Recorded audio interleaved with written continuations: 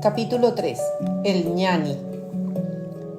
Muchos de los visitantes de Sri Ramana parecían tener una insaciable curiosidad sobre el estado de realización de sí mismo y estaban particularmente interesados en conocer cómo un ñani se experimenta a sí mismo y el mundo alrededor de él.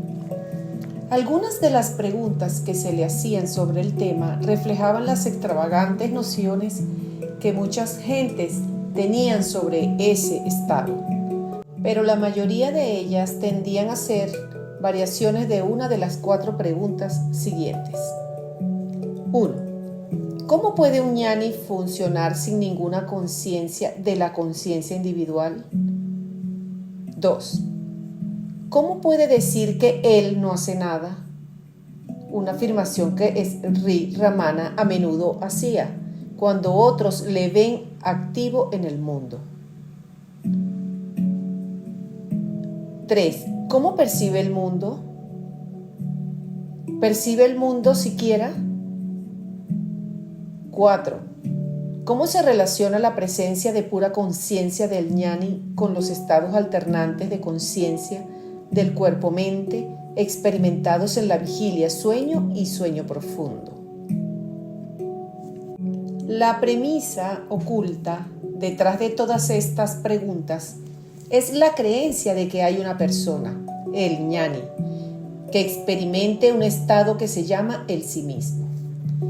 Esta asumición no es verdadera, es meramente una construcción mental inventada por aquellos que no han realizado el sí mismo, añanis, para hacerse una idea de la experiencia del ñani. El uso mismo de la palabra ñani es indicativo de que esta creencia es errónea, puesto que significa literalmente un conocedor de ñana, la realidad. El añani usa este término debido a que imagina que el mundo está hecho de buscadores de la realidad y de conocedores de la realidad. La verdad del sí mismo es que no hay ni ñanis ni añanis, hay solamente ñana, solamente realidad.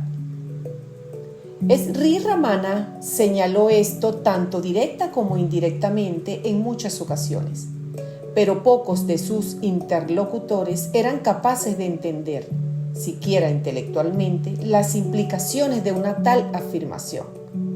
Debido a esto, usualmente adaptaba sus ideas de tal manera que se conformaban a los prejuicios de sus interlocutores. En la mayoría de las conversaciones de este capítulo, acepta que sus interlocutores perciban una distinción entre el ñani y el añani. Sin desafiar esta presunción, asume el papel de ñani e intenta explicar las implicaciones de estar en este estado. Pregunta: entonces, ¿cuál es la diferencia entre la bandha y el mukta, el hombre atrapado y el hombre liberado? Respuesta: el hombre ordinario vive en el cerebro, inconsciente de sí mismo en el corazón. El ñana, sira, ñani, vive en el corazón. Cuando se mueve y trata con los hombres y las cosas, sabe que lo que ve no está separado de la única realidad suprema, el Brahman, el cual él lo ha realizado en el corazón como su propio sí mismo, lo real. Pregunta: ¿qué hay sobre el hombre ordinario? Respuesta: acabo de decir que ve las cosas fuera de sí mismo, está separado del mundo, de su propia verdad más profunda, de la verdad que le soporta y de lo que ve. El hombre que ha realizado la suprema verdad de su propia existencia se da cuenta de que ella es la única realidad suprema que hay detrás de él, detrás del mundo. De hecho, es consciente, aware, de lo uno, como lo real. El sí mismo en todos los sí mismos en todas las cosas, eterno e inmutable en todo lo que es impermanente y mutable. Pregunta: ¿cuál es la relación entre la pura conciencia realizada por el Jnani y la yo soy-dad, la cual se acepta como el dato de experiencia primario? Respuesta: la conciencia no diferenciada del puro ser es el corazón, o Hridayam, el cual es lo que usted realmente es. Desde el corazón surge la yo soy-dad, como el dato primario de la experiencia de uno. Por sí misma es completamente pura, Sudasattva en carácter. Es en esta forma de prístina pureza, Sudasattva Swarupa, no contaminada por rajas y tamas, actividad e inercia, donde el yo parece subsistir en el Jnani. Pregunta: en el Jnani el ego subsiste en la forma pura y por lo tanto parece algo real. ¿Estoy en lo cierto? Respuesta: la existencia del ego en cualquier forma, bien sea en el Jnani o el Añani, es ella misma una experiencia. Pero para el Añani, que está inmerso en el pensamiento engañoso de que el estado de vigilia y el mundo son reales, el ego también parece ser real. Puesto que ve al Jnani actuar como los demás individuos, se siente obligado a postular alguna noción de individualidad con referencia al Jnani también. Pregunta: ¿cómo funciona entonces el Aham Vritti, o el pensamiento yo, el sentido de individualidad, en el Jnani? Respuesta: no funciona en él en absoluto. La naturaleza real del Jnani es el corazón mismo, debido a que él es uno e idéntico con la pura conciencia no diferenciada, a la cual se alude en las Upanishads como Prajna, plenitud de conciencia. Prajnana es verdaderamente Brahman, lo absoluto, y no hay ningún Brahman otro que Prajnana. Pregunta: ¿tiene un Jnani sankalpas, deseos?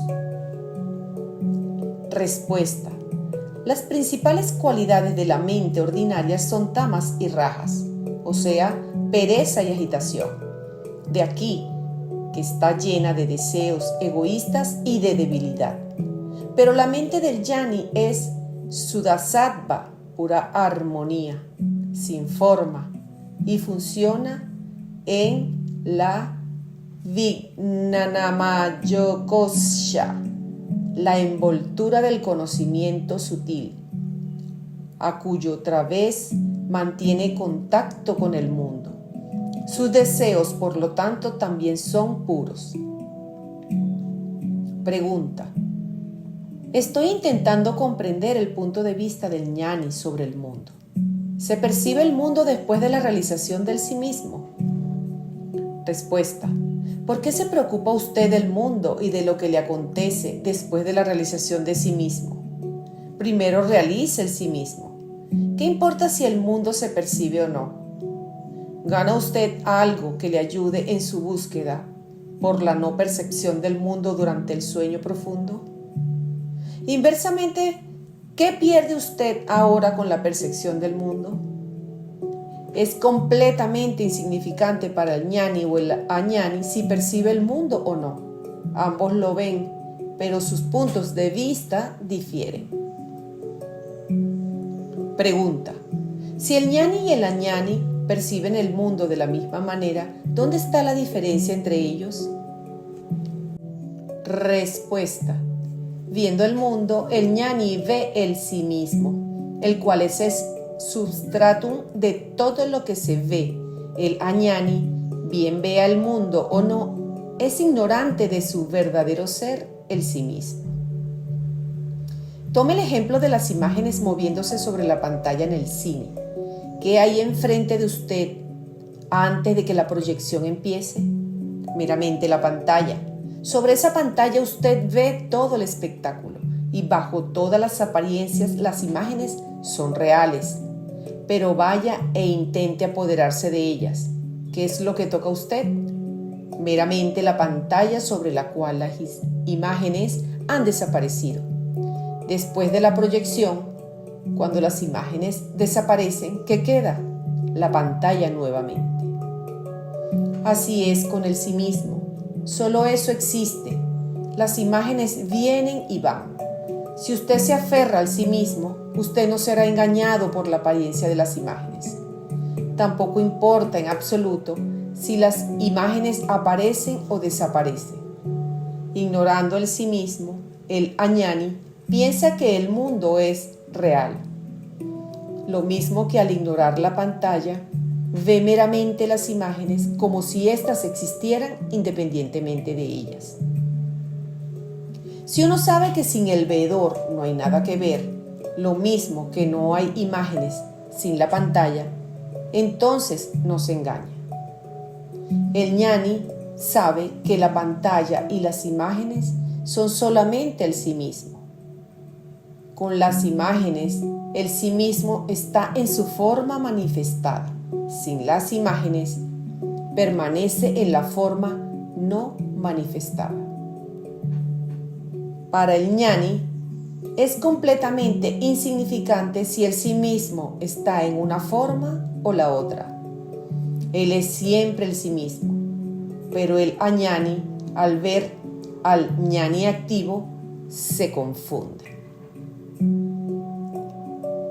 Pregunta: ¿Bhagavan ve el mundo como parte y parcela de sí mismo? ¿Cómo ve Bhagavan el mundo? Respuesta: solo el sí mismo es y nada más. Es. Sin embargo, es diferenciado debido a la ignorancia. La diferencia es triple. 1. De la misma especie. 2. De una especie diferente. Y 3. Como partes en sí mismo.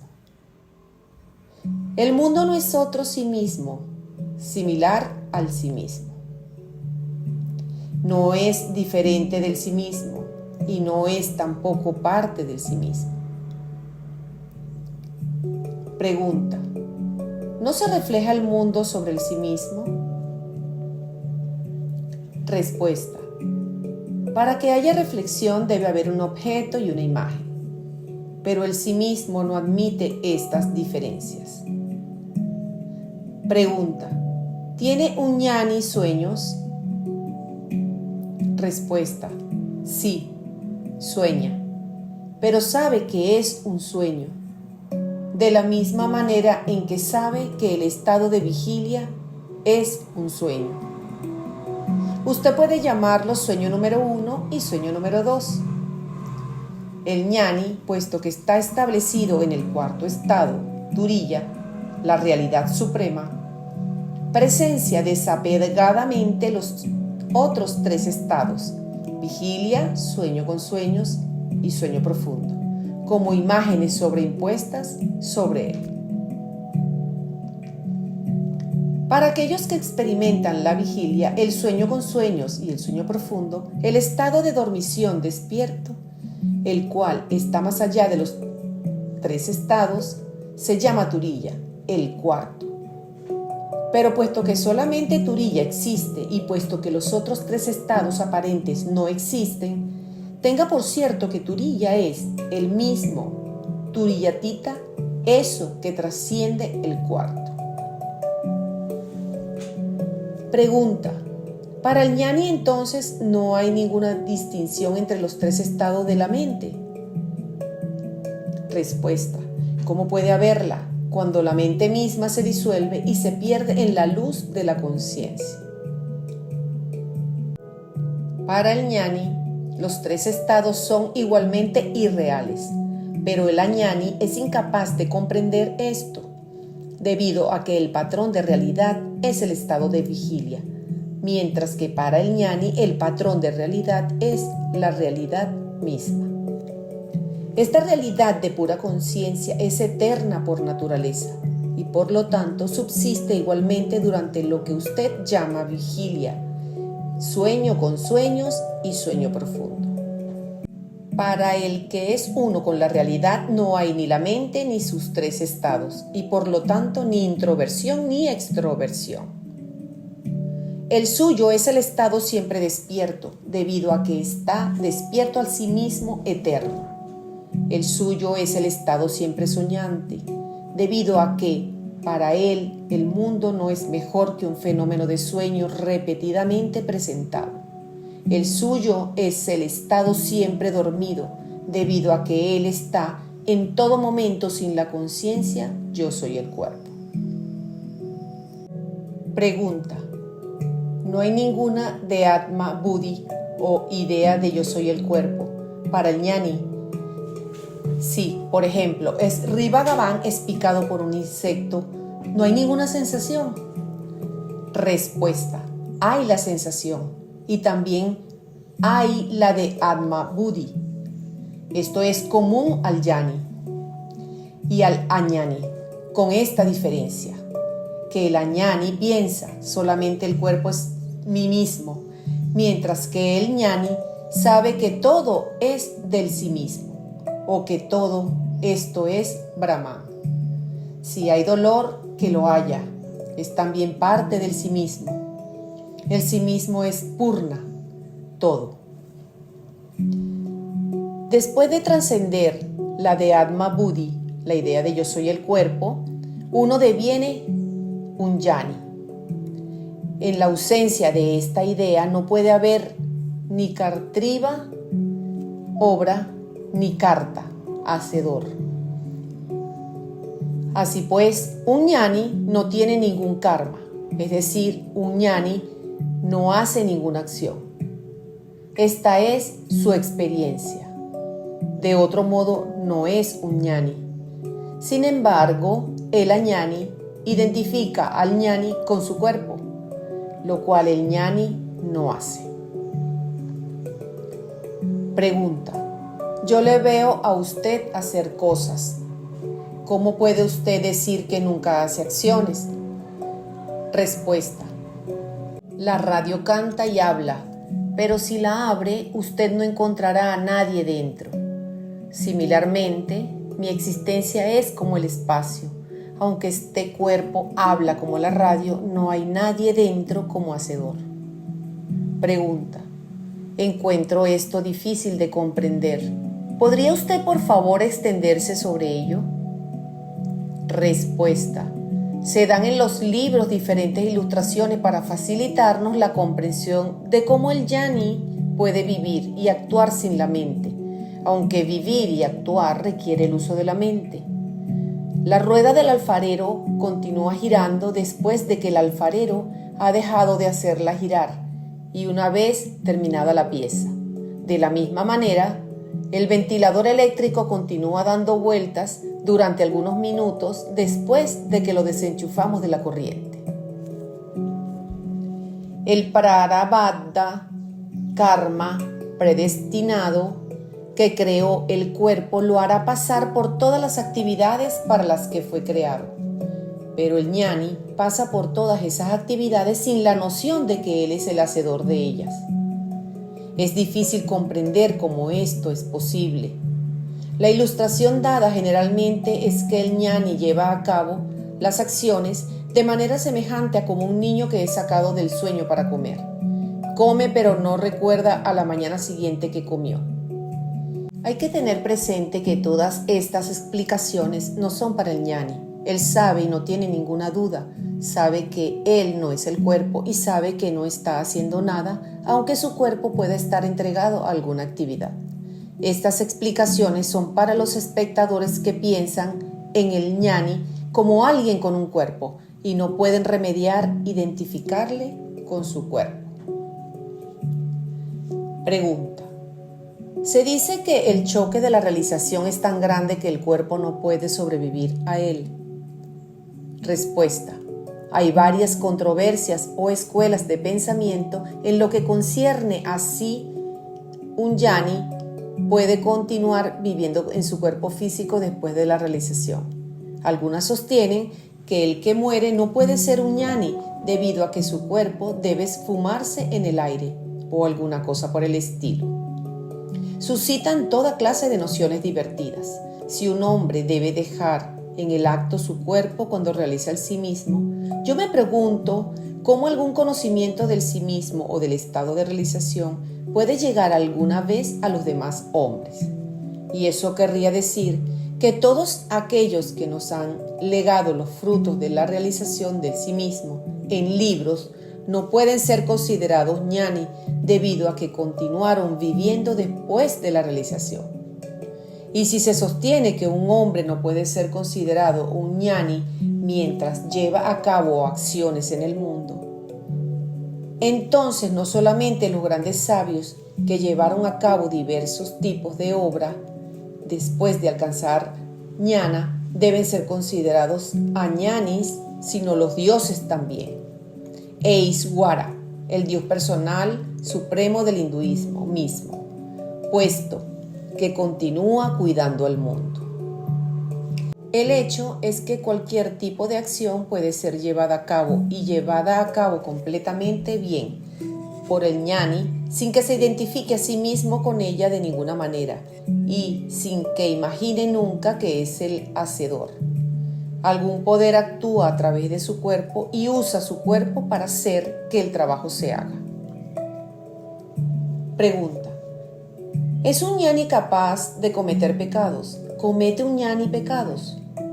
Respuesta: un añani ve a alguien como un ñani y le identifica con el cuerpo, debido a que no conoce el sí mismo y a que toma erróneamente su cuerpo por el sí mismo. Extiende el mismo error al estado del ñani. El ñani es considerado, por lo tanto, ser la forma física. Nuevamente, puesto que el añani, aunque no es el hacedor, se imagina que es el hacedor y considera las acciones del cuerpo como suyas propias.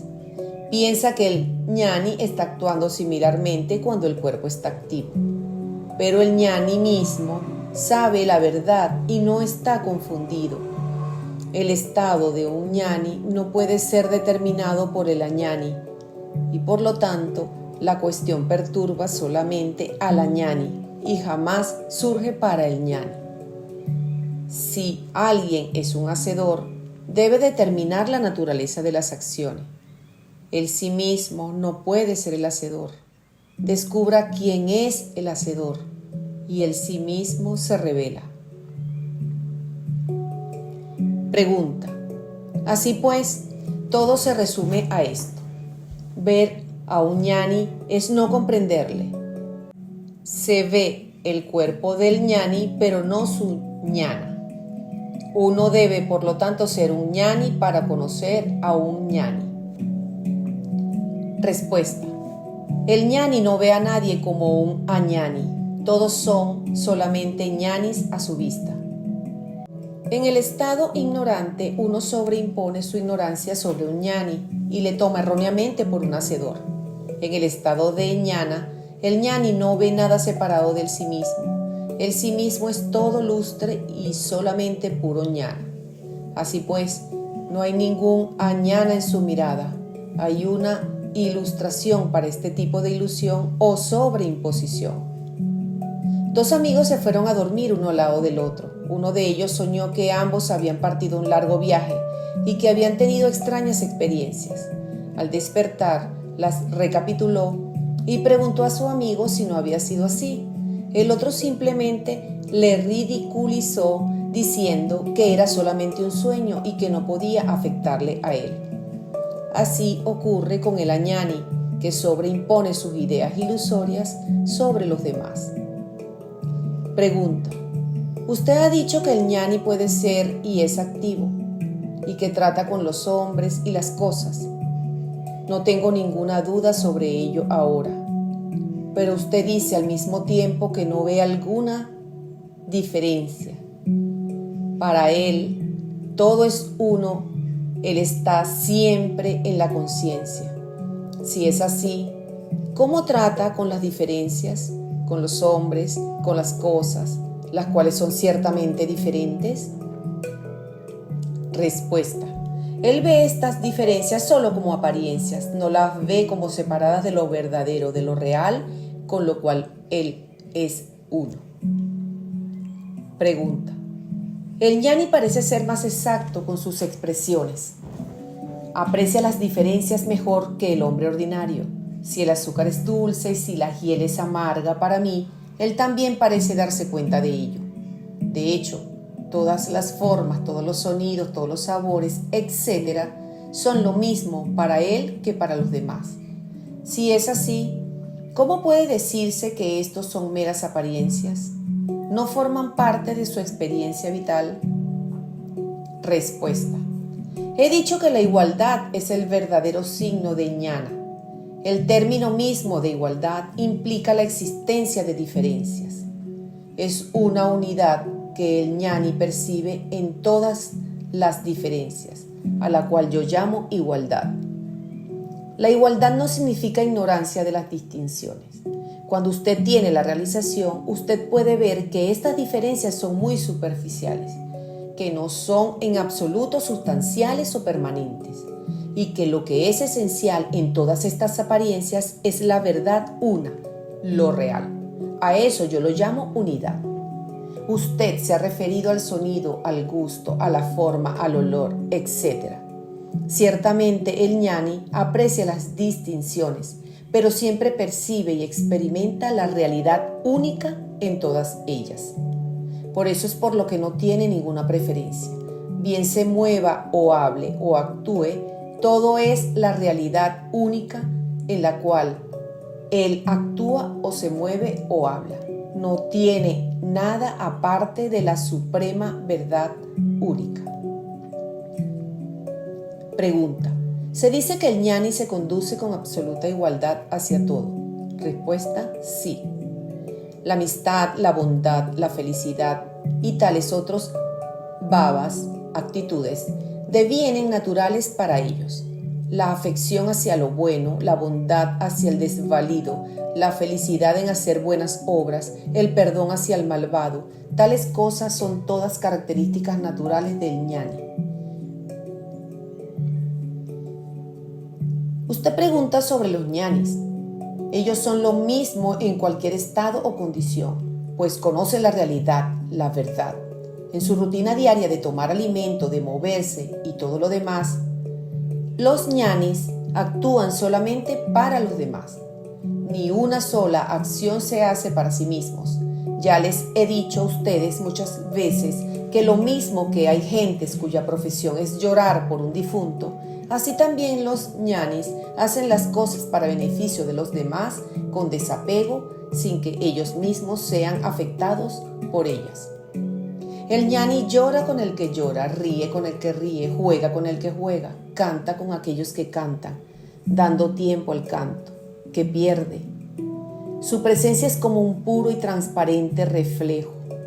Refleja la imagen exactamente como es. Pero el ñani, que es solamente un espejo, no es afectado por las acciones. ¿Cómo puede un espejo o el estante sobre el cual se apoya ser afectado por las reflexiones? Nada les afecta, pues ellos son meros soportes. Por otra parte, los actores en el mundo, los hacedores de todos los actos, los ñanis, deben decidir por sí mismos qué canto y cuál acción resultarán en el bienestar del mundo, cuál está de acuerdo con los astras y cuál es practicable. Pregunta. Se dice que son Sadeha Mukta, liberado mientras está todavía en el cuerpo, y Videha Mukta, liberado en el momento de la muerte. Respuesta. No hay ninguna liberación. ¿Y dónde están los muktas o liberados? Pregunta.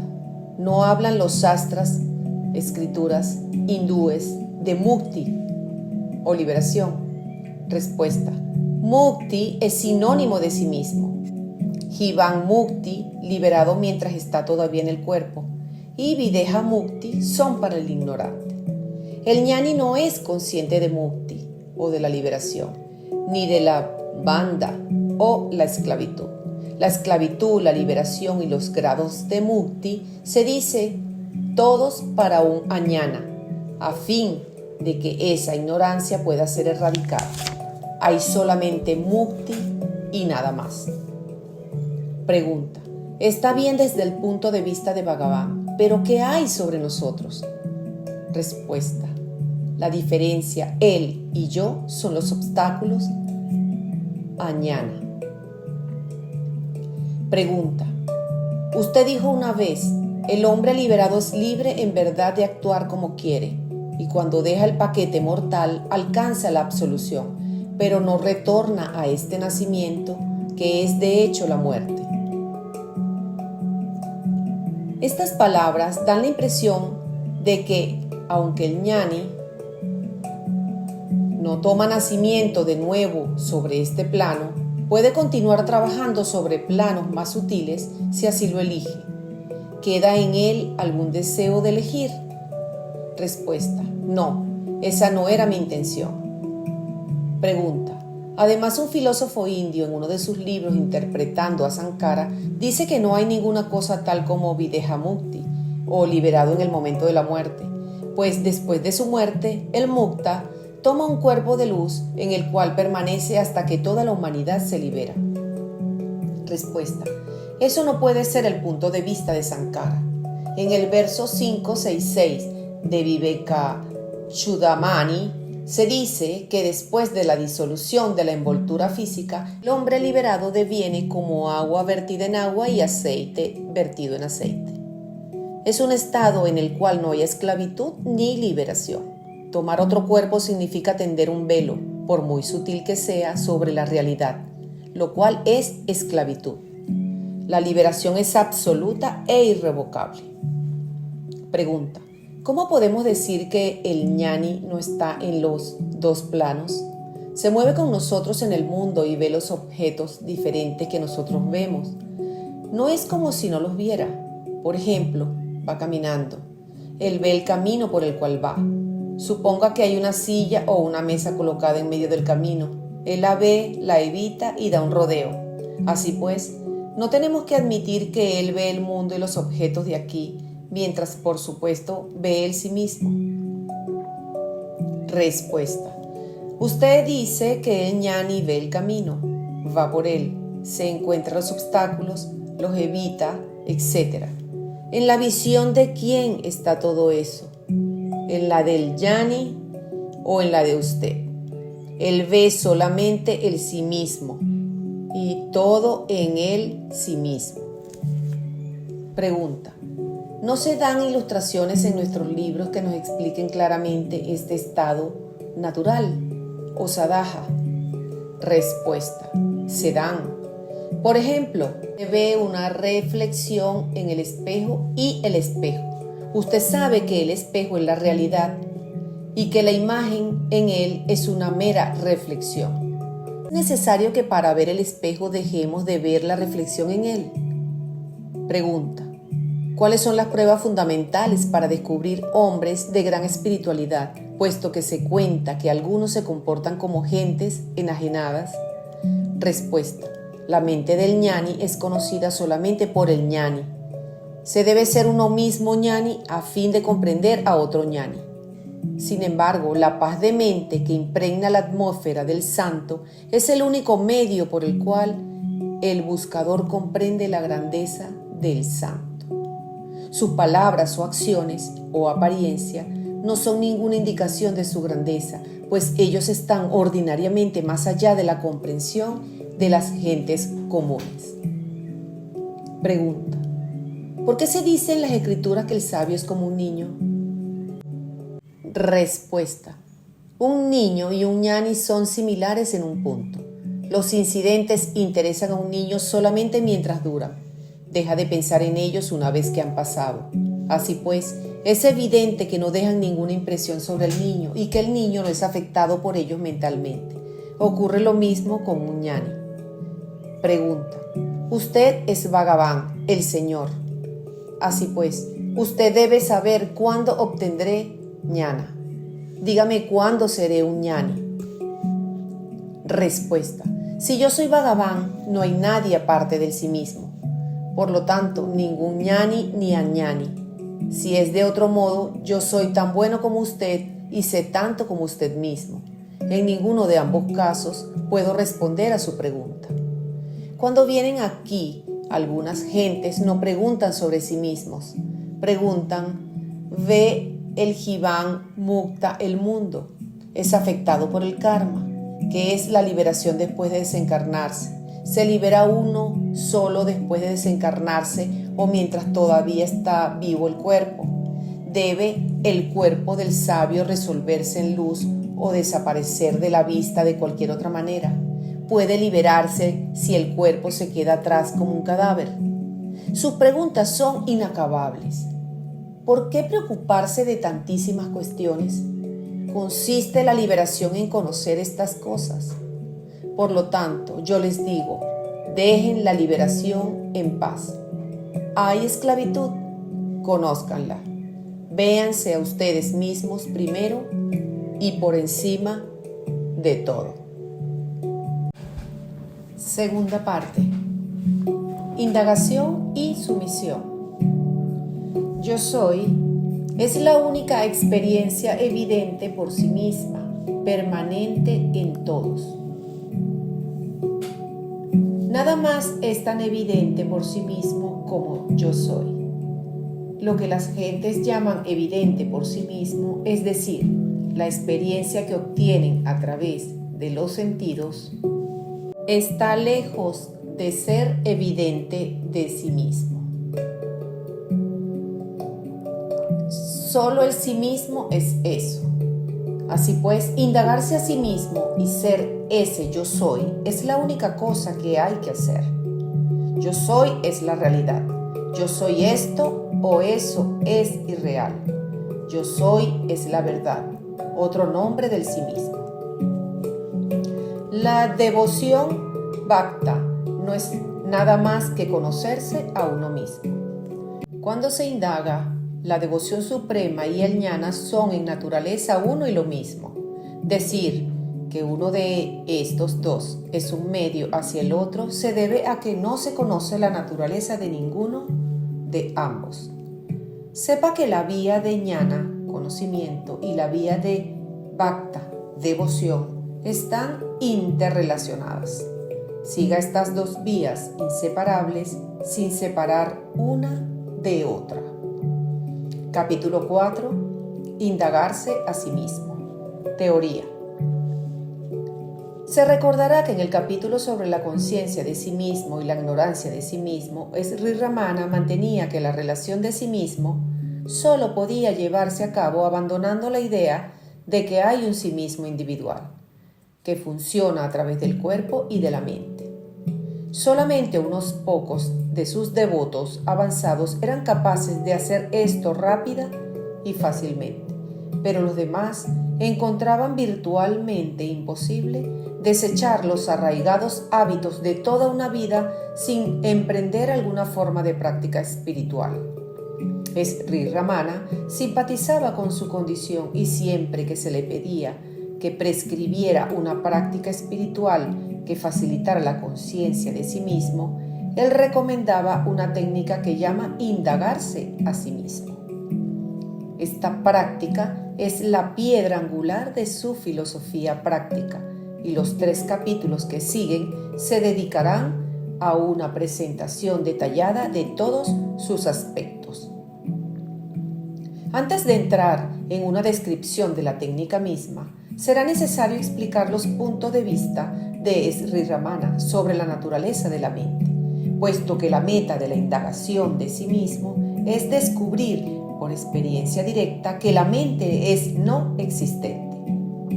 Según Sri Ramana, toda actividad consciente de la mente o del cuerpo gira alrededor de la asumición tácita de que hay un yo que está haciendo algo. El factor común en yo pienso, yo recuerdo, yo estoy actuando, es el yo que asume que es responsable de todas estas actividades.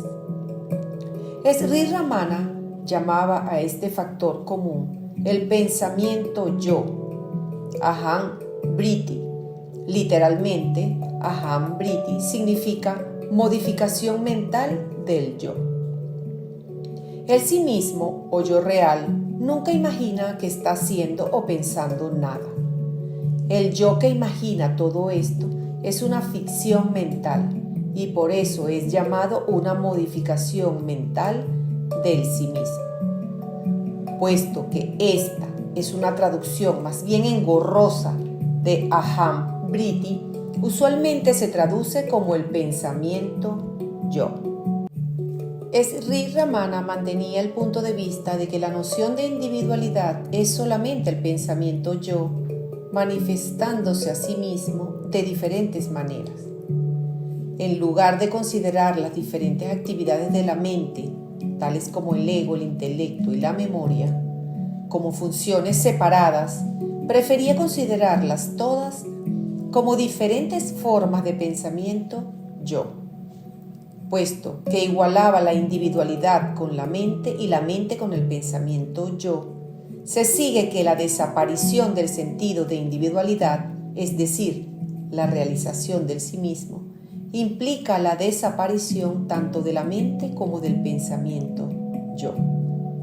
Esto queda confirmado por frecuentes afirmaciones al efecto de que después de la realización del sí mismo no hay ningún pensador de los pensamientos, ningún hacedor de las acciones y ninguna conciencia de la existencia individual. Puesto que sostenía la noción de que el sí mismo es la única realidad existente, consideraba el pensamiento yo como una sumisión errónea que no tiene ninguna existencia real suya propia. Explicaba su aparición diciendo que solo puede parecer que existe identificándose con un objeto. Cuando los pensamientos surgen, el pensamiento yo reclama su propiedad: yo pienso, yo creo, yo quiero o yo estoy actuando. Pero no hay ningún pensamiento yo separado que exista independientemente de los objetos con los cuales se está identificando. Solamente parece existir como una entidad real, continua, debido al incesante flujo de identificaciones que continuamente está teniendo lugar. Casi todas estas identificaciones pueden ser rastreadas hasta una asumición inicial de que el yo está limitado al cuerpo, bien sea como un propietario ocupante o coextensivo con su forma física. Esta idea, yo soy el cuerpo, es la fuente primaria de todas las subsecuentes identificaciones erróneas y su disolución es la meta principal de la indagación de sí mismo. Sri Ramana mantenía que esta tendencia hacia las identificaciones autolimitativas podrían ser detenidas intentando separar el yo, sujeto de los objetos del pensamiento con los cuales se identifica. Puesto que el pensamiento yo individual no puede existir sin un objeto, si se enfoca la atención sobre la sensación subjetiva del yo o de yo soy, con tal intensidad que nos surjan los pensamientos de yo soy esto o yo soy eso, entonces el yo individual será capaz de conectar con los objetos. Si esta conciencia, awareness, de yo se sostiene, el yo individual, el pensamiento yo, desaparecerá y en su lugar habrá una experiencia directa del sí mismo. Esta atención constante a la conciencia interna de yo o de yo soy era llamada indagarse a sí mismo o vichara por Sri Ramana y la recomendaba constantemente como la vía más eficiente y directa de descubrir la irrealidad del pensamiento yo. En la terminología de Sri Ramana, el pensamiento yo surge del sí mismo o del corazón y se sumerge en el sí mismo cuando su tendencia a identificarse a sí mismo con los objetos del pensamiento cesa. Debido a esto, a menudo hacía que su consejo se conformara a esta imagen de un yo que surge y que se sumerge. Podía decir: siga el rastro al pensamiento yo hasta su fuente, o descubra de dónde surge el pensamiento yo, pero la implicación era siempre la misma. Cualquiera que fueran las palabras usadas, estaba aconsejando a sus devotos que mantuvieran la conciencia del pensamiento yo hasta que se disolviera en la fuente de la cual surgió. A veces mencionaba que pensar o repetir yo mentalmente también le conduciría a uno en la recta dirección. Pero es importante notar que esto es solamente una etapa preliminar de la práctica. La repetición de yo todavía implica un sujeto, el pensamiento yo, que tiene una percepción de un objeto, los pensamientos yo. Y mientras tal dualidad existe, el pensamiento yo continuará prosperando. Solo desaparece finalmente cuando cesa la percepción de todos los objetos, tanto físicos como mentales.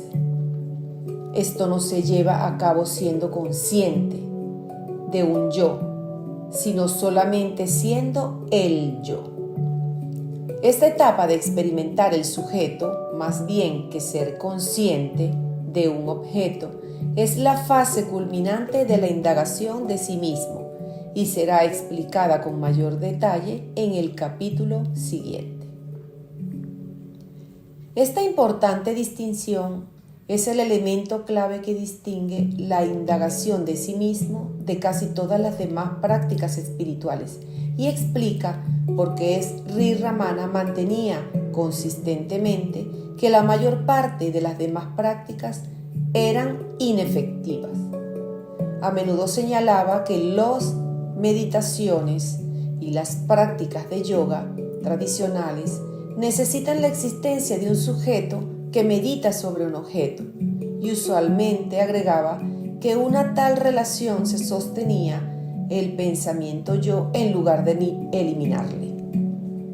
Bajo su punto de vista, tales prácticas pueden aquietar efectivamente la mente e inclusive pueden producir experiencias de dicha, pero nunca culminarán en la realización del sí mismo, debido a que el pensamiento yo no está siendo aislado y privado de su identidad.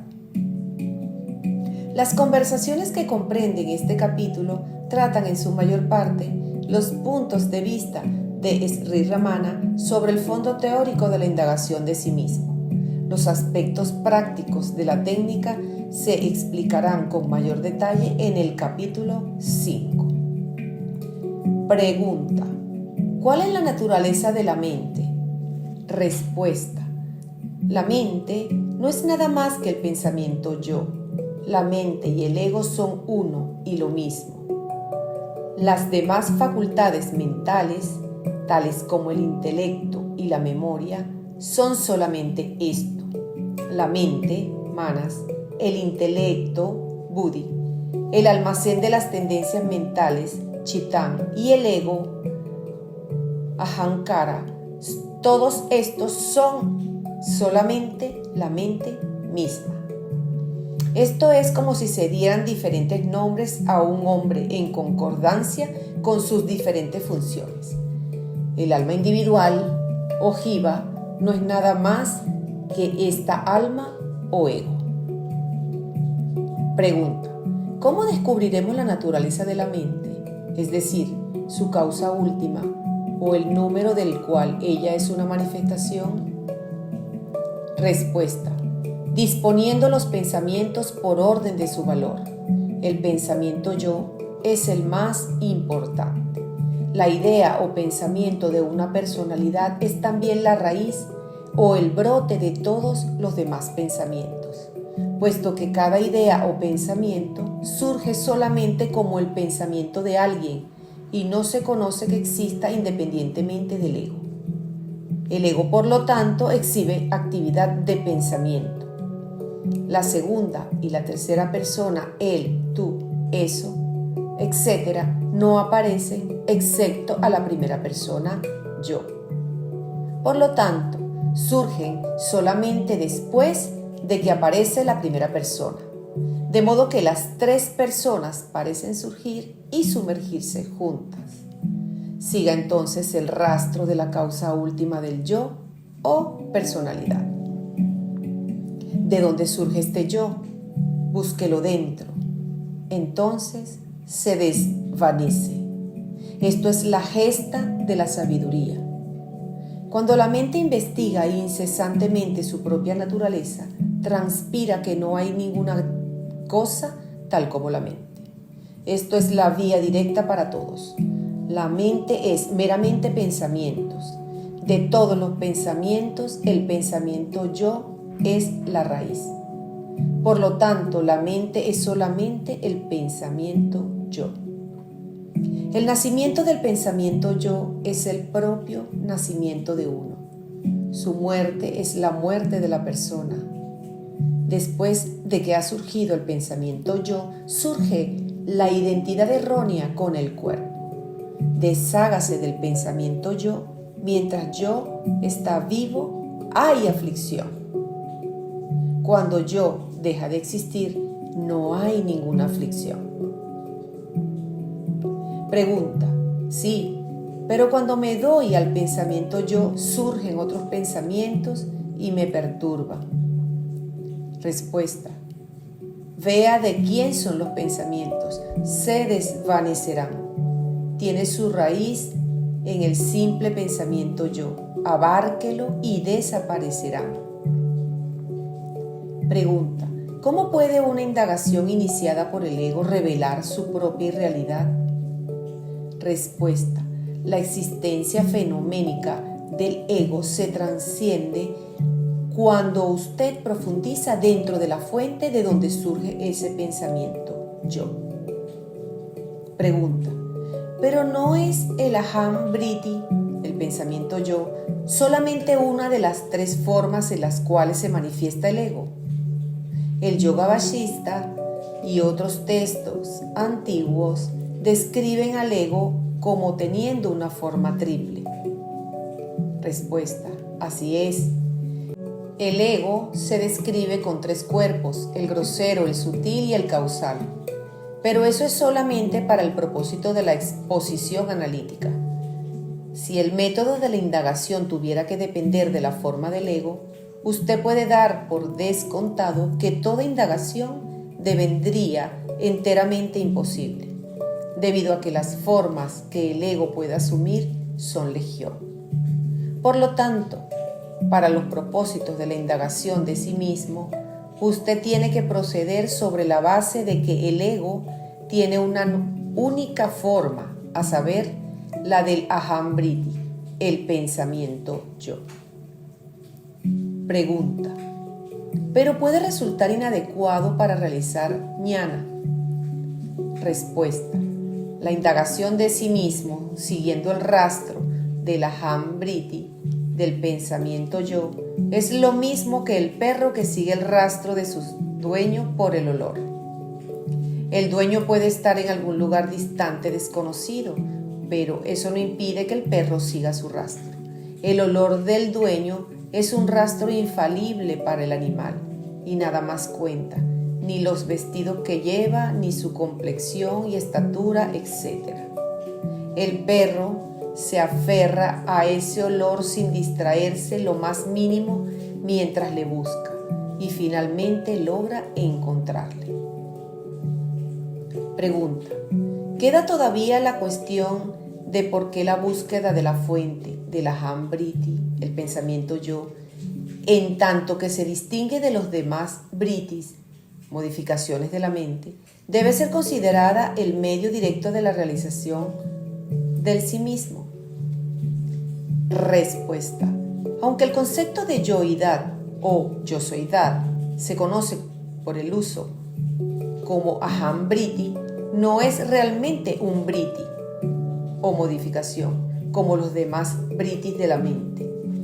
debido a que, a diferencia de los demás britis, los cuales no tienen ninguna interrelación esencial, el aham briti está igualmente y esencialmente vinculado a cada uno y a todos los britis de la mente.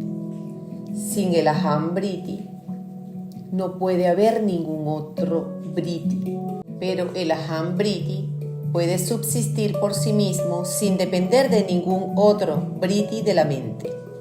El aham briti es, por lo tanto, fundamentalmente diferente de los demás britis. Así pues, la búsqueda de la fuente del aham briti no es meramente la búsqueda de la base de una de las formas del ego, sino de la fuente misma de la cual surge la yo-soidad. En otras palabras, la búsqueda y la realización de la fuente del ego en la forma del aham briti implica necesariamente la trascendencia del ego en cada una de sus formas posibles. Pregunta: concediendo que el aham briti comprende esencialmente todas las formas del ego, ¿por qué solo se debe escoger ese briti, modificación, como el medio de la indagación en sí mismo? Respuesta: debido a que es el único dato irreductible de su experiencia y debido a que buscar su fuente es la única vía practicable que usted puede adoptar para realizar el sí mismo. Se dice que el ego tiene un cuerpo causal, el estado del yo durante el sueño profundo. Pero ¿cómo puede usted hacer de él el sujeto de su investigación? Cuando el ego adopta esa forma, usted está inmerso en la oscuridad del sueño profundo. Pregunta: ¿pero no es el ego en sus formas sutil y causal demasiado intangible como para ser abarcado mediante la indagación dentro de la fuente del aham briti llevada a cabo mientras la mente está despierta? Respuesta: no. La indagación dentro de la fuente del aham briti toca la existencia misma del ego. Por lo tanto, la sutileza de la forma del ego no es una consideración a tener en cuenta. Pregunta: si la única meta es realizar el puro ser del sí mismo incondicionado, el cual no depende en modo alguno del ego, ¿cómo puede ser de alguna utilidad una indagación pertinente al ego en la forma del aham briti? Respuesta: desde el punto de vista funcional, el ego tiene una única y sola característica. El ego funciona como el nudo entre el sí mismo, el cual es pura conciencia, y el cuerpo físico, el cual es inerte e insensiente. El ego es llamado, por lo tanto, el Chit Hada Granthi, el nudo entre la conciencia y el cuerpo inerte. En su investigación dentro de la fuente del aham briti, usted toma el aspecto Chit, conciencia, esencial del ego. Por esta razón, la indagación debe conducir a la realización de la pura conciencia del sí mismo. Usted debe distinguir entre el yo puro en sí mismo y el pensamiento yo. Este último, siendo meramente un pensamiento, ve sujeto y objeto, duerme, despierta, come y bebe, muere y renace. Pero el yo puro es el puro ser, existencia eterna, libre de toda ignorancia y de todo pensamiento e ilusión. Si usted permanece como el yo, su único ser, sin pensamiento, el pensamiento yo desaparecerá y la ilusión se desvanecerá para siempre. En una sala de cine usted puede ver las imágenes solamente con una luz muy tenue o en la oscuridad, pero cuando se encienden todas las luces, las imágenes desaparecen. Así también, en la inundación de luz del Supremo Atman, todos los objetos desaparecen. Pregunta: ¿eso es el estado trascendental? Respuesta: no. ¿Trascender qué y por quién? Solo usted existe. Pregunta: se dice que el sí mismo está más allá de la mente y sin embargo la realización es con la mente. La mente no puede pensarlo. Ello no puede ser pensado con la mente y solo la mente puede realizarlo. ¿Cómo han de reconciliarse estas contradicciones? Respuesta. El Atma se realiza con Ruta Manas, la mente muerta, es decir, con la mente desprovista de pensamientos y vuelta hacia el interior. Entonces la mente ve su propia fuente y deviene eso, el sí mismo. No es como el sujeto que percibe un objeto. Cuando la habitación está oscura, es necesaria una lámpara para iluminar y ojos para conocer los objetos, pero cuando el sol ha salido no hay ninguna necesidad de una lámpara para ver los objetos. Para ver el sol, ninguna lámpara es necesaria. Es suficiente con que usted vuelva sus ojos hacia el autoluminoso sol. Ocurre lo mismo con la mente. Para ver los objetos es necesaria la luz de la mente. Para ver el corazón es suficiente con que la mente se vuelva hacia él. Entonces la mente se pierde a sí misma y el corazón brilla. La esencia de la mente es solamente presencia, consciente, awareness o conciencia. Sin embargo, cuando el ego la domina, funciona como la facultad razonante, pensante o sensorial.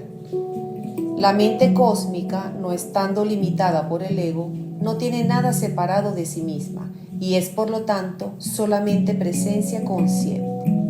Esto es lo que la Biblia quiere decir por yo soy lo que yo soy.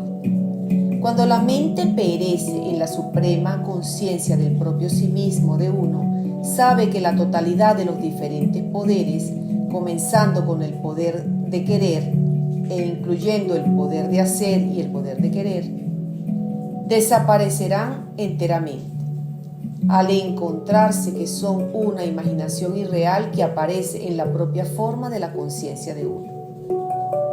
Solo la mente impura, la cual funciona como pensamiento y olvido, es samsara, lo cual es el ciclo de nacimiento y muerte. Solo el yo real, en el cual la actividad del pensamiento y del olvido ha perecido, es la pura liberación. Está desprovista de pramada, el olvido de sí mismo, lo cual es la causa del nacimiento y muerte. Pregunta: ¿cómo ha de ser destruido el ego? Respuesta: atrape el ego primero y entonces pregunte cómo ha de ser destruido. ¿Quién hace la pregunta? El ego. Esta pregunta es un medio seguro de mimar al ego y no de matarlo. Si usted busca al ego, encontrará que no existe. Esta es la vía para destruirlo. Pregunta: ¿cómo se hace la realización posible? Respuesta: hay un sí mismo absoluto del cual procede una chispa como de un fuego. La chispa es llamada el ego. En el caso de un hombre ignorante, la chispa se identifica a sí misma como un objeto simultáneamente con su surgimiento. No puede permanecer independiente de tal asociación con los objetos. La asociación es añana o ignorancia, y su destrucción es el objeto de nuestros esfuerzos. Si se mata su tendencia objetificante, entonces permanece pura y se sumerge dentro de la fuente. La identificación con el cuerpo es de Atma Buddhi, la idea yo soy el cuerpo. Esta debe partir antes de que vengan los buenos resultados. El yo, en su pureza, se experimenta en intervalos entre los dos estados o dos pensamientos. El ego es como esa oruga que deja su presa solamente después de atrapar a otra. Su verdadera naturaleza no puede encontrarse cuando está fuera de contacto con los objetos o pensamientos. Este ego fantasmal que está desprovisto de forma viene a la existencia atrapando una forma dura, alimentando las formas que atrapa, se expande cada vez más, Al dejar una forma atrapa otra forma, pero cuando es buscado por ella emprende la huida. Solamente si existe esa primera persona, el ego, en la forma yo soy el cuerpo, existirán la segunda y la tercera personas, tú, él, ellos. Si escrutando la verdad de la propia primera persona de uno se destruye la primera persona, cesarán de existir la segunda y la tercera persona, y la propia naturaleza de uno, la cual brillará entonces como única, será verdaderamente el estado del sí mismo. El pensamiento yo soy este cuerpo de carne y sangre es el hilo único sobre el cual se ensartan la multitud de los demás pensamientos. Por lo tanto, si nosotros nos volvemos hacia adentro, indagando ¿dónde está este yo?, todos los pensamientos, incluyendo el pensamiento yo, acabarán y el conocimiento de sí mismo brillará entonces espontáneamente. Pregunta. Cuando leo las obras de Sri Bhagavan, encuentro que se dice que la investigación es el único método para la realización. Respuesta. Sí, eso es vichara, indagarse a sí mismo. Pregunta. ¿Cómo ha de hacerse eso? Respuesta. El indagador debe admitir la existencia de su sí mismo. Yo soy es la realización. Seguir el rastro hasta la realización es vichara. Vichara y la realización son lo mismo. Pregunta. ¿Eso es elusivo? ¿Sobre qué tengo que meditar? Respuesta. La meditación requiere un objeto sobre el cual meditar, mientras que en vichara hay solamente el sujeto sin el objeto. La meditación difiere de vichara en este punto. Pregunta. ¿No es dana la meditación uno de los procedimientos eficientes para la realización? Respuesta. Dana es la concentración sobre un objeto. Cumple el propósito de mantener apartados los diversos pensamientos y de fijar la mente sobre un único pensamiento, el cual debe desaparecer también antes de la realización. Pero la realización no es nada nuevo que haya que adquirir, está ya aquí, pero obstruida por una cortina de pensamientos. Todos nuestros intentos están dirigidos a levantar esa cortina, y entonces la realización se revela. Si a los buscadores se les aconseja meditar, muchos de ellos pueden irse satisfechos con el consejo, pero alguno de entre ellos puede volverse y preguntar: ¿quién soy yo para meditar sobre un objeto? A ese tal debe decírsele que encuentre el sí mismo. Eso es la finalidad, eso es vichara. Pregunta. ¿Funcionará vichara solo en la ausencia de la meditación? Respuesta. Vichara es el proceso y la meta también. Yo soy es la meta y la realidad final. Aferrarse a ello con esfuerzo es vichara. Cuando es espontáneo y natural es la realización. Si se deja a un lado vichara, la indagación en sí mismo, lo más eficaz es la sadhana, meditación. No hay ningún otro medio adecuado, cualquiera que sea, para hacer que la mente se sumerja. Si se hace que se sumerja por otros medios, permanecerá como si estuviera sumergida, pero surgirá de nuevo. La indagación en sí mismo es el único medio infalible, el único medio directo para realizar el ser absoluto, incondicionado que usted realmente es. Pregunta. ¿Por qué solo la indagación en sí mismo debe ser considerada el medio directo de ñana? Respuesta. Debido a que todo tipo de sadhana, excepto la atma vichara, la indagación del sí mismo, presupone la atención de la mente como el instrumento que lleva a cabo la sadhana, y sin la mente no puede ser practicada. El ego puede tomar diferentes formas, y cada vez más sutiles en las diferentes etapas de la propia práctica de uno, pero él mismo nunca es destruido. Cuando Hanaka exclamó: "Ahora he descubierto al ladrón que ha estado arruinándome todo el tiempo", será tratado sumariamente. El rey estaba refiriéndose en realidad al ego o a la mente. Pregunta: ¿pero el ladrón puede ser aprendido por las otras sadhanas también? Respuesta: el intento de destruir al ego o la mente por medio de otras sadhanas que no sea Atma Vichara es lo mismo que el ladrón que pretende ser un policía para atrapar al ladrón, es decir, a él mismo.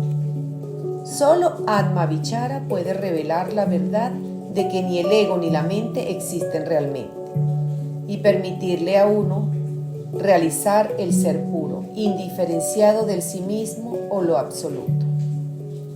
Habiendo realizado el sí mismo, no queda nada que conocer, debido a que es perfecta felicidad, es el todo.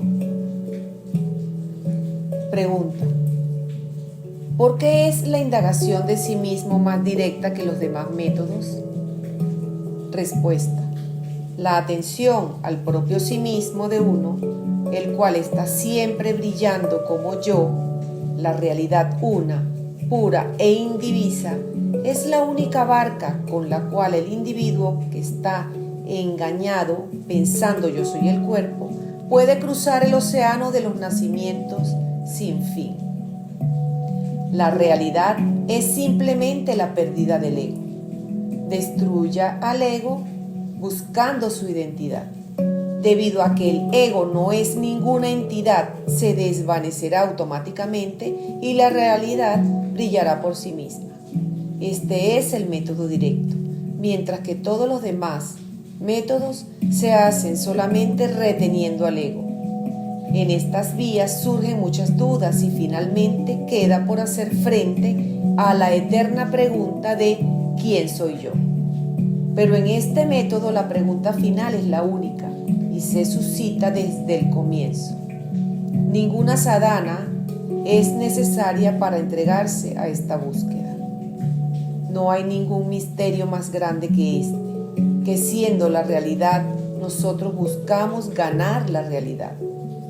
Nosotros pensamos que hay algo ocultando nuestra realidad y que debe ser destruido antes de que la realidad sea ganada.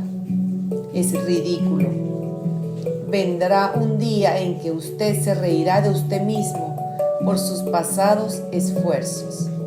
Eso que estará presente el día en que usted se ría está también aquí y ahora.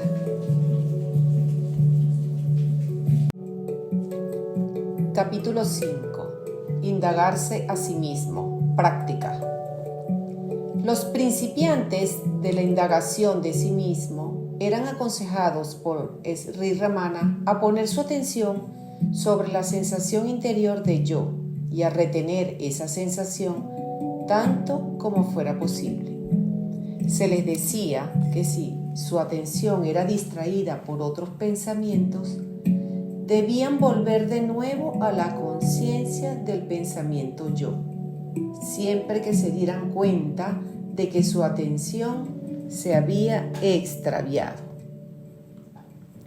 Sri Ramana sugería diversas ayudas para asistir a este procedimiento. Uno podía preguntarse a uno mismo ¿quién soy yo? O ¿de dónde viene este yo?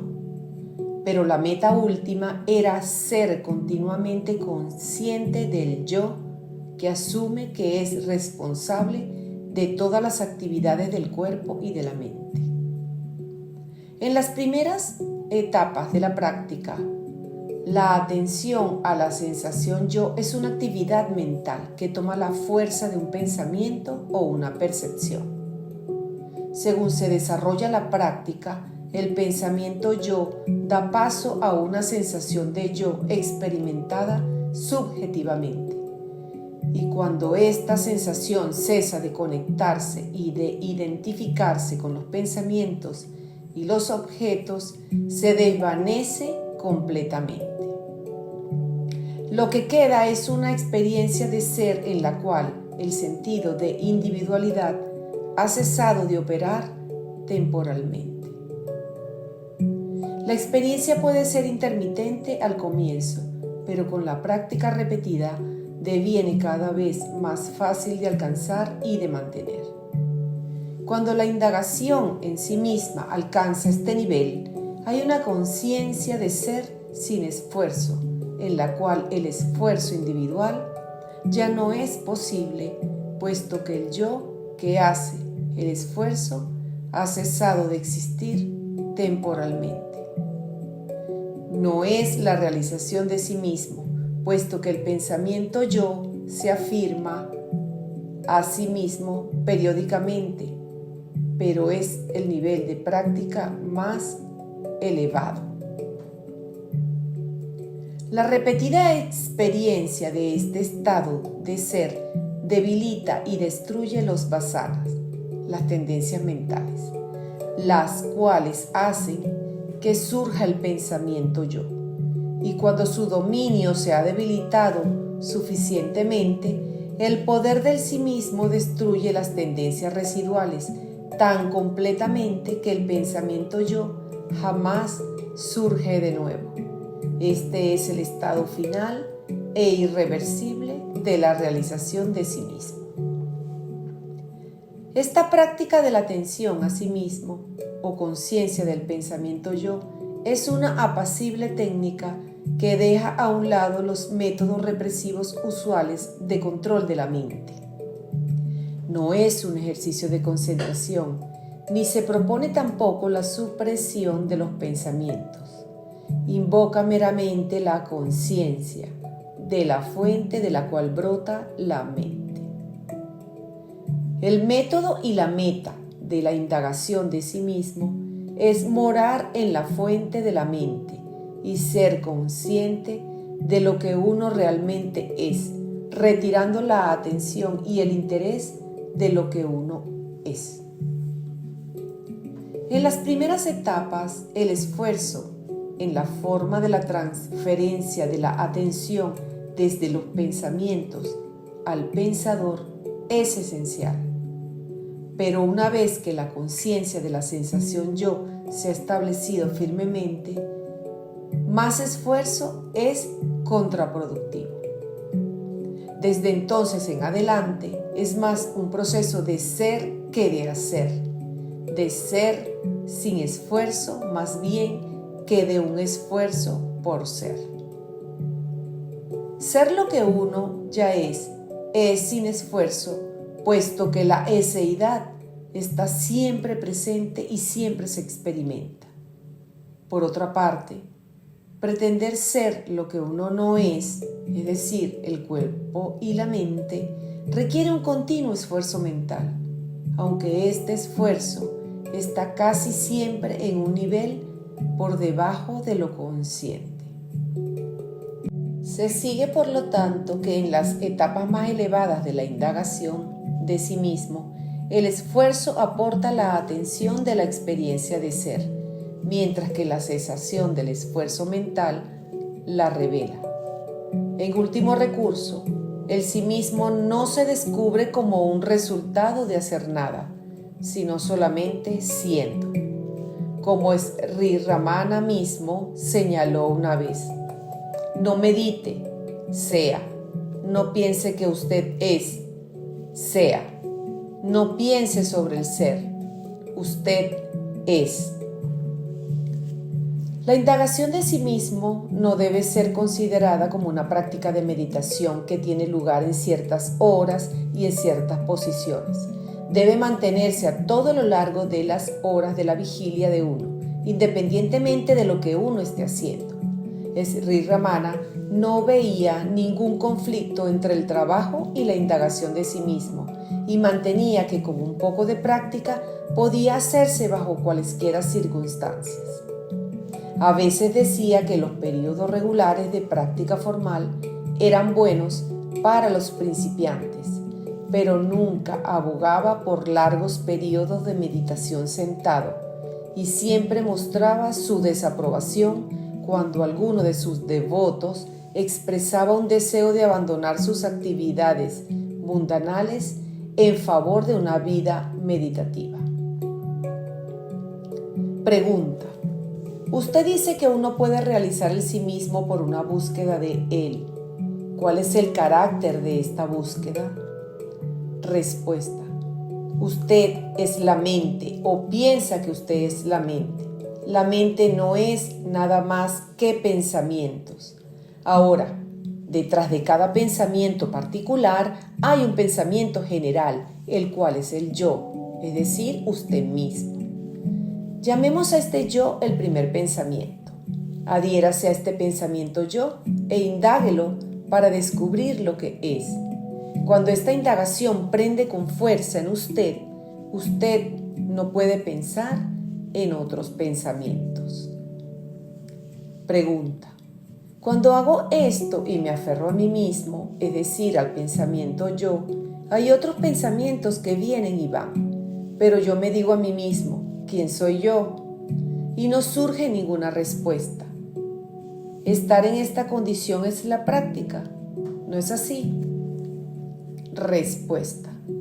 Esta es una equivocación que las gentes cometen a menudo. Lo que acontece cuando usted hace una indagación seria en el sí mismo es que el pensamiento yo desaparece y algo proveniente de las profundidades se apodera de usted. Y eso no es el yo que comenzó la indagación. Pregunta. ¿Qué es ese algo? Respuesta. Eso es el sí mismo real, el significado de yo. No es el ego, es el ser supremo mismo. Pregunta. Usted ha dicho a menudo que se debe rechazar los otros pensamientos cuando comienza la búsqueda, pero los pensamientos son inacabables. Si se rechaza un pensamiento, viene otro y parece no haber ningún fin en absoluto. Respuesta. Yo no digo que usted deba continuar rechazando los pensamientos. Aférrese a usted mismo, es decir, al pensamiento yo. Cuando su interés le lleve a usted a esa única idea, los demás pensamientos serán rechazados automáticamente y se desvanecerán. Pregunta. ¿Y de este modo el rechazo de los pensamientos no es necesario? Respuesta. No. Puede ser necesario durante un tiempo o para alguna persona. Usted imagina que no hay ningún fin si uno continúa rechazando cada pensamiento cuando surge. No es verdad, hay un fin. Si usted está vigilante y hace un enérgico esfuerzo para rechazar cada pensamiento cuando surge, pronto encontrará que usted profundiza cada vez más dentro de su propio sí mismo interior. Es en ese nivel donde no es necesario hacer ningún esfuerzo para rechazar los pensamientos. Pregunta. ¿Entonces es posible ser sin esfuerzo, sin tensión? Respuesta. No solamente eso, a usted le es imposible hacer un esfuerzo más allá de un cierto punto. Pregunta. Yo quiero además ser iluminado. ¿Debo intentar no hacer ningún esfuerzo en absoluto? Respuesta. Aquí le es imposible a usted ser sin esfuerzo. Cuando usted va más profundamente, le es imposible a usted hacer ningún esfuerzo. Si la mente deviene introvertida a través de la indagación dentro de la fuente de Aham Vritti o el pensamiento yo, los vasanas o tendencias mentales se extinguen. La luz del sí mismo cae sobre los vasanas y produce el fenómeno de reflexión que nosotros llamamos la mente. Así pues, cuando los vasanas se extinguen, la mente también desaparece, siendo absorbida dentro de la luz de la realidad una, el corazón. Esto es la suma y substancia de todo lo que un aspirante necesita saber. Lo que se requiere de él imperativamente es una indagación asidua e intencional dentro de la fuente del Aham Vritti, el pensamiento yo. Pregunta: ¿cómo debe comenzar esta práctica un principiante? Respuesta: la mente se sumergirá solamente por medio de ¿quién soy yo? El pensamiento ¿quién soy yo?, habiendo destruido todos los demás pensamientos, finalmente se destruirá a sí mismo, al igual que el palo usado para atizar la pira funeraria. Si surgen otros pensamientos, uno debe, sin intentar completarlos, indagar: ¿a quién le surgen? ¿Qué importa si surgen muchos pensamientos? En el momento mismo en que cada pensamiento surge, si uno indaga vigilantemente a quién ha surgido, se sabrá a mí. Si uno indaga entonces quién soy yo, la mente volverá a su fuente, el sí mismo, y el pensamiento que había surgido también se sumergirá. Practicando así repetidamente el poder de la mente para morar en su fuente, aumentará. Aunque las tendencias hacia los objetos de los sentidos, los cuales han estado recurriendo a través de las edades, surgen innumerables como las olas del océano, todas ellas perecerán a medida que la meditación sobre la propia naturaleza de uno deviene cada vez más intensa. Sin dar respiro al pensamiento de duda, es posible destruir todas estas tendencias y permanecer como el sí mismo solo. Uno debe aferrarse persistentemente a la atención de sí mismo. Mientras hay tendencias hacia los objetos de los sentidos en la mente, la indagación ¿quién soy yo? Es necesaria.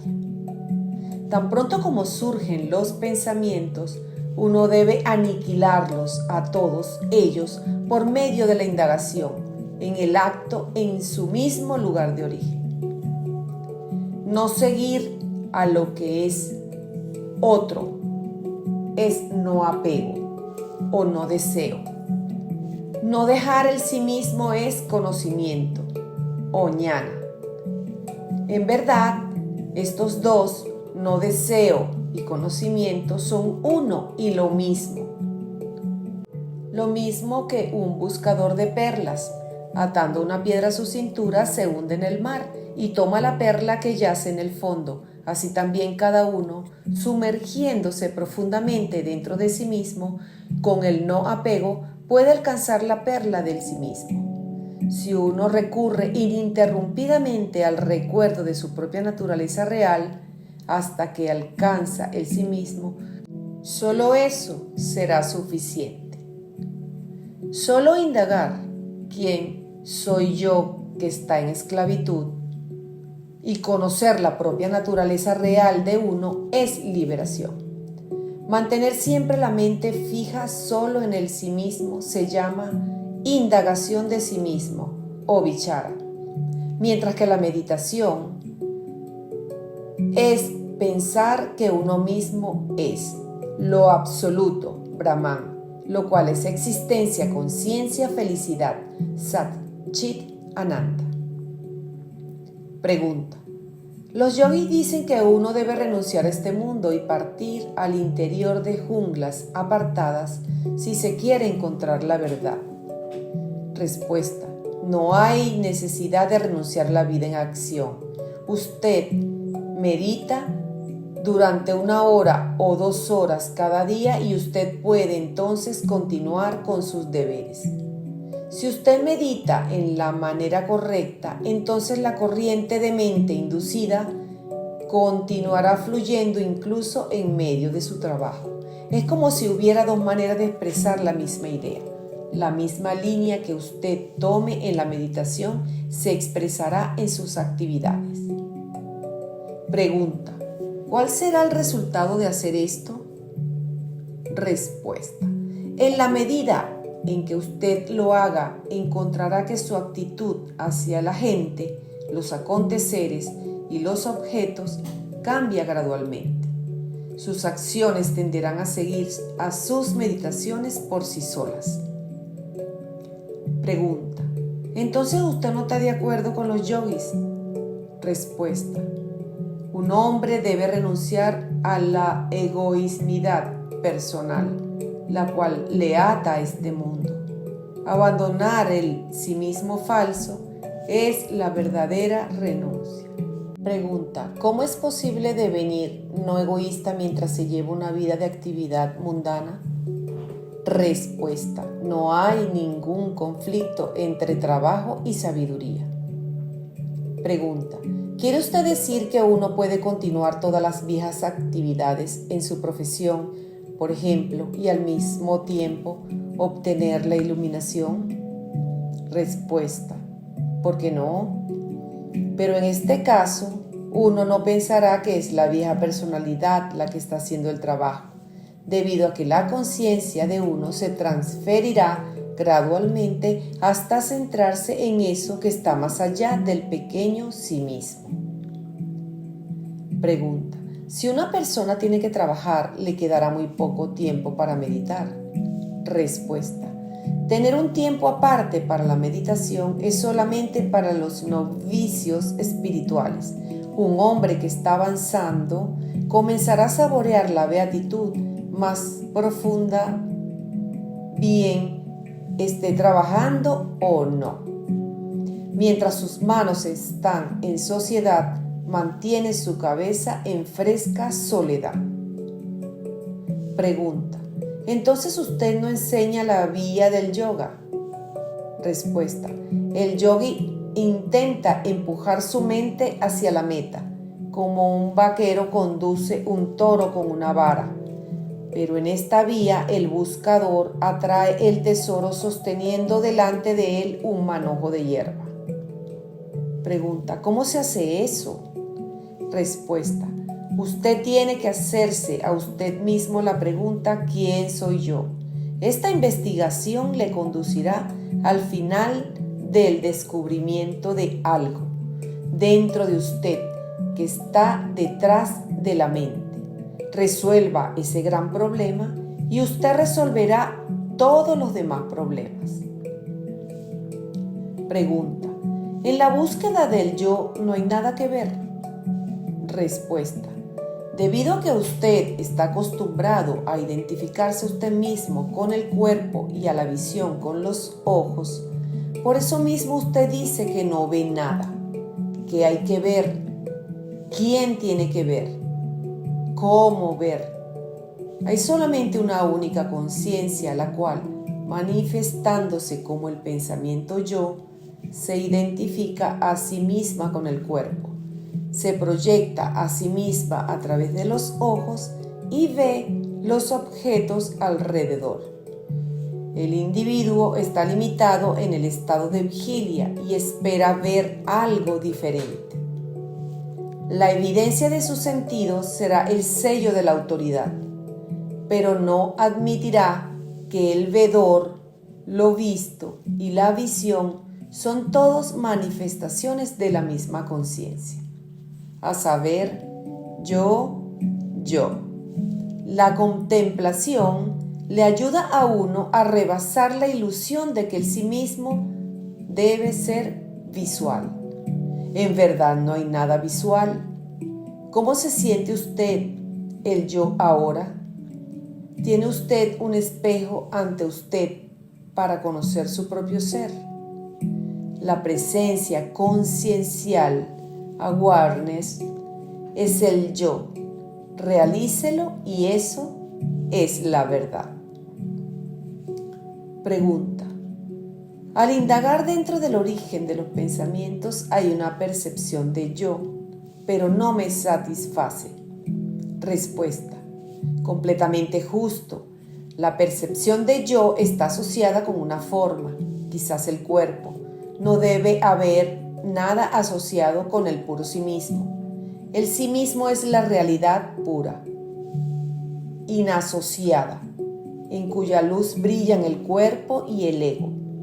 Cuando callan todos los pensamientos, la pura conciencia permanece. Justo al despertar del sueño profundo y antes de devenir consciente del mundo, hay ese puro yo. Aférrese a él sin dormir o sin permitir que los pensamientos le posean. Si eso se sujeta firmemente, no importa si se ve el mundo o no. El veedor permanece inafectado por los fenómenos. ¿Qué es el ego? Indague. El cuerpo es insenciente y no puede decir yo. El sí mismo es pura conciencia y no dual. No puede decir yo. Nadie dice yo en el sueño profundo. ¿Qué es el ego entonces? Es algo intermedio entre el cuerpo inerte y el sí mismo. No tiene ningún lugar de morada. Si es buscado, se desvanece como un fantasma. Por la noche, un hombre puede imaginar que hay un fantasma cerca de él debido al juego de las sombras. Si mira más de cerca, descubre que el fantasma no está realmente allí y que lo que imaginaba que era un fantasma era meramente un árbol o un poste. Si no mira más de cerca, el fantasma puede aterrorizarte. Todo lo que se requiere es mirar de cerca y el fantasma se desvanecerá. El fantasma nunca estuvo allí. Así ocurre también con el ego. Es un lazo intangible entre el cuerpo y la pura conciencia. No es real. Mientras uno no lo mira de cerca, continúa dando problemas. Pero cuando uno lo busca, se encuentra que no existe.